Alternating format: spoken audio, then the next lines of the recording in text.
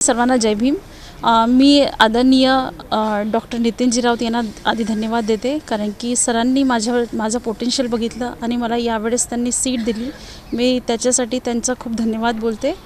त्यानंतर तुम्ही जे प्रश्न विचारला की काय मुद्दे आम्ही ठेवणार, तर सर्वात पहिला मुद्दा तर रोडच आहे। कारण की बघा, तुमच्या मागे पण जे रोड आहे ते पूर्ण कच्चा आहे आणि त्याची धूळ पूर्ण घरामध्ये चाललेली आहे, तर ते एक मुद्दा झाला।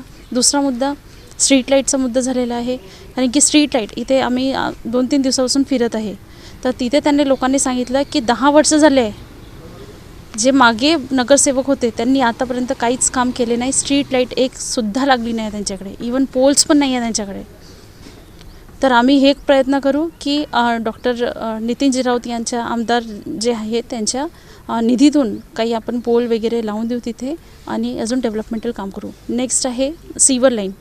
सीवर लाईन जसं आर्यनगर आहे, आर्यनगरमध्ये सीवर लाईन तेढे झालेले आहेत, तर त्याच्यामुळे त्यांचं जे सीवर लाईनचं जे पण वेस्ट आहे ते पूर्ण वेस्ट त्यांच्या घरात चाललेलं आहे आणि त्याच्यामुळे इन्फेक्शन्स पुष्कळ होत आहे। इन्फेक्शन झालेल्या लोकांची हेल्थवर खूप बॅड इम्पॅक्ट पडत आहे। तर हेच सर्व जे मुद्दे आहे ते आम्ही समोर ठेवू। आणि अजून एक आहे, जसं आमचा जो एरिया आहे तिथे लायब्ररी किंवा रीडिंग रूम या व्यवस्था आहेतच नाही, तर अशी व्यवस्था लायब्ररी, रीडिंग रूम्स हे जे झाले आहे हे आम्हाला तिथे अवेलेबल करून द्यायचं आहे। कारण की या एरियातून मुलांना, स्टुडंट्सला खूप दूर जावं लागते। सदर झालं, सदरची लायब्ररीमध्ये जातात जे गांधी चौकमध्ये आहे, किंवा मग कमाल चौक झाला तिथे जावं लागते। एवढ्या दूर तर जाऊ नाही शकत डेली, तर त्याच्यामुळे आम्हाला इथे रीडिंग रूमची अवेलेबिलिटी करून आम्ही देऊ। हेच आमचे मुद्दे राहणार। की तुम्ही जे बोलले ते तर पॉईंट आहेच, कारण की बाकी जर एरिया बघू आपण, जसं सदर वगैरे झाला त्याच्या अकॉर्डिंग हा जो एरिया आहे आपल्या उत्तर नागपूरचा ते खूपच अंडर डेव्हलप्ड आहे। तर याच्या मागे जे रिझन आहे ते मागील वर्षाचे जे आपले जे नगरसेवक राहून गेले आहे, ज्यांना आपण नगरशेठ म्हणतो, जे धन्नासेठ झाले आहे लोकांचा पैसा खाऊन, तर मला असं वाटते की हे त्यांची रिस्पॉन्सिबिलिटी होती। त्यांनी व्यवस्थित काम केले नाही। त्यांनी आपले जे पण काही आहे पैसे जे आहेत लोकांचे ते आपले घरी नेऊन त्यांनी आपले घर वगैरे बनवलेले आहे, फ्लॅट स्कीम्स खोललेली आहे, फॉर्च्युनर गाडीमध्ये ते फिरतात।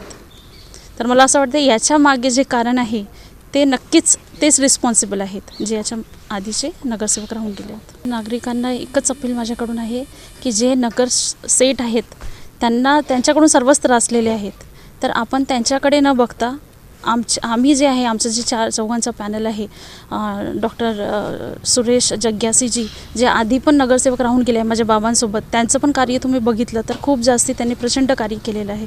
जसं समतानगर तिथे खूप सारे स्ट्रीट लाईट लावून दिलेले आहे।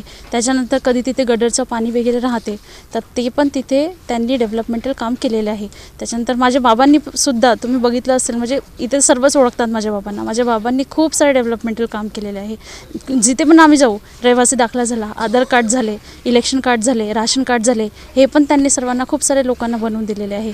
त्याच्यानंतर मोहल्लेताई आहेत, त्यांनी पण खूप डेव्हलपमेंटल काम केलेले आहेत। आणि आपले जे आता वेल एज्युकेटेड ACP, रिटायर्ड ACP जे सर आहेत बनसोड सर, ते पण आमच्या पॅनलमध्ये खूपच एक स्ट्रॉंग उमेदवार आहे। तर आम्ही जे आमचं पॅनल आहे ते खूपच स्ट्रॉंग आहे आणि आम्ही नक्कीच, मी अपील करते की जर तुम्ही आमच्यावर विश्वास दाखवला तर आम्ही नक्कीच तुमचे डेव्हलपमेंटल काम करू आणि समोर या डेव्हलपमेंटलच्या आघाडीला आम्ही घेऊन जाऊ। हो नक्कीच सर, कारण की याच्या आधी पण जे झालेलं होतं इलेक्शन त्याच्यामध्ये त्यांनी तेच केलं, मनी पॉवर यूज करून त्यांनी लोकांना मॅनिप्युलेट केलेलं आहे। तर मी लोकांना हीच अपील करते की तुम्ही आपला विवेकचा यूज करायचं, तुम्ही आपलं जे आहे कन्सायन्स त्याचं यूज करायचं आणि जे खरे नगरसेवक आहे जे तुमच्या घरोघरी येऊन कार्य करू शकतात तुम्ही त्यांना प्रचंड बहुमताने विजयी करायला